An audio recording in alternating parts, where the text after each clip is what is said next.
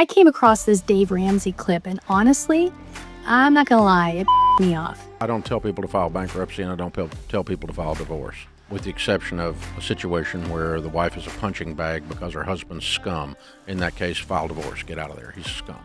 I will tell you that you should file bankruptcy about as often as you should file for a divorce, which is almost never.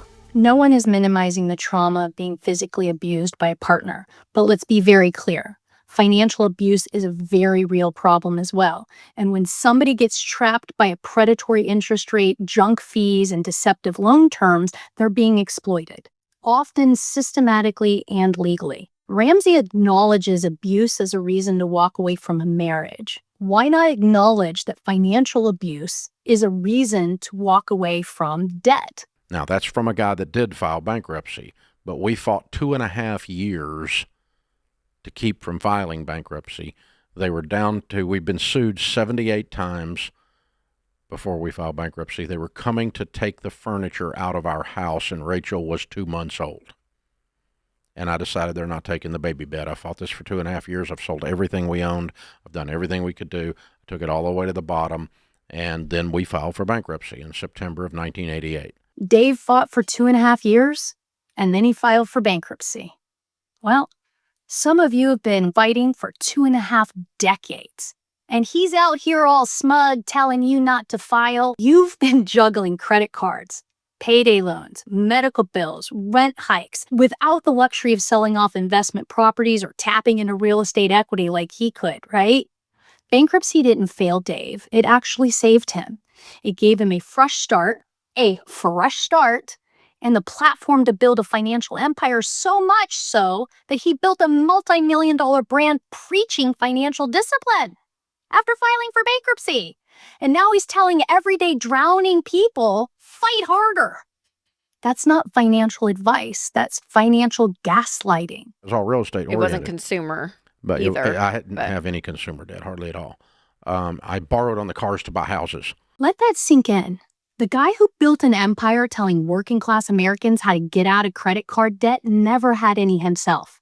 He wasn't living paycheck to paycheck. He wasn't crushed by interest on a payday loan. He wasn't choosing between insulin and rent. He was over-leveraged on real estate during a market collapse. That's called a business risk. What most people are facing today, it's called survival. Bankruptcy is not a technique for building wealth. Let's be honest about the difference here. I mean, what a dumb thing to say. That's like claiming surgery isn't part of getting healthy because it doesn't build muscle or lower your cholesterol. But you can't build muscle until you fix the injury first, right?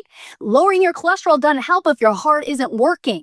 If your shoulder is torn, no amount of working out is going to make it strong. You need surgery in order to grow. Bankruptcy is the same concept. It doesn't create wealth, but it clears the wreckage out of your life so that you can create wealth. Bankruptcy is not the end of the story, it's the turning point. You don't build wealth while paying 28% compounding interest on your credit cards and dodging creditor calls during dinner time. You build wealth when you are finally free to move forward, just like you build strength after repairing what is broken. You need to take the years to pay off the debt. As a matter of fact, you need to take months instead of years because you get 6 jobs. The person that you become, Warren, while you fight your way through this is much more important than any mathematical equation that you're looking at. Mm-hmm. The toughness and the perseverance that will be required of you to work your way through this is going to make you into the man that will be able to build and manage wealth in the next chapter of your life. Telling somebody to get 6 jobs and grind through years of debt isn't character building. No, Dave, the person you become under that kind of stress isn't somebody wiser or stronger version of your own self. It's how people end up burned out, divorced, sick, and oftentimes even worse. The research doesn't show personal growth. It shows burnout, depression, damaged relationships, and a declining health. Chronic financial stress is directly linked to anxiety, depression, insomnia, and substance abuse. It increases the risk of heart disease and immune dysfunction, and it's one of the top contributors to marital conflict and divorce. So no, it's not noble to spend a decade barely surviving just to prove you can tough it out. Financial hardship doesn't automatically build character. Most of the time it breaks people. So let's stop pretending that dragging somebody through years of suffering is some kind of transformational story. It's not. It's avoidable. Sometimes the bravest, wisest, healthiest thing you can do is to use the legal tools available to you to reset. Bankruptcy is not a failure, it's a relief. It is a legal, ethical way to stop the bleeding so that you can finally breathe, rebuild, and thrive. And by the way the bankruptcy laws are written right now, if you've got a big income and this debt's just an inconvenience to you, and you go in, you think you're going to file bankruptcy and wipe out the stuff, the bankruptcy laws are written now where they're going to take you out of that Chapter 7 and put you in a Chapter 13 and make you pay payments. A Chapter 13 is a payment bankruptcy. It lasts 5 years, 60 months. There are formulas that the law has in place, the regulations have in place, that force you to do that. There's mathematical tests, and it forces you into paying payments. And so if you have the ability to pay payments and just don't want to, the law doesn't allow you to do that anymore. It's going to smack you upside the head and make you pay payments anyway in bankruptcy. So then you got double dump. You got payments and you got bankruptcy. So you got absolutely no traction. You got none of your little idea worked. Dave makes that sound like a threat. I mean, it's not. It's just wrong. And frankly, he sounds completely uneducated on how bankruptcy actually works. Let me tell you, as a bankruptcy lawyer, first off, no, not everyone is forced into a Chapter 13. Plenty of people qualify for the easy Chapter 7 bankruptcy based on their income, their expenses, and the laws in their state.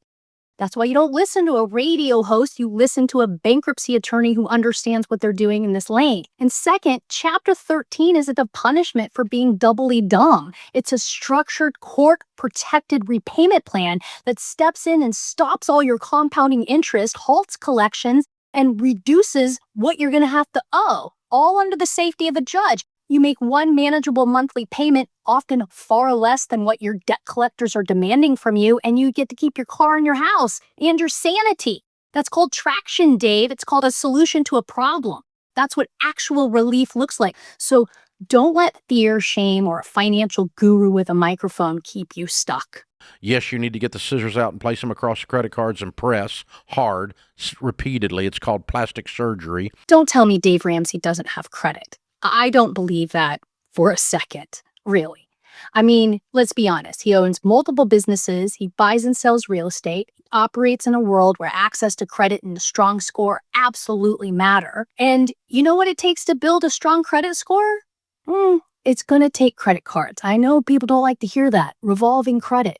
If you cannot show you can use credit responsibly, you'll get hit with higher rates, worse terms, or you'll be denied altogether. You need credit cards to build a healthy credit profile. And without them, your score will tank. And when that happens, everything gets more expensive. Not just mortgages and car loans, but financing businesses and even insurance gets more expensive. So let's be clear, cutting up your cards isn't going to make you financially free. It will make you financially invisible.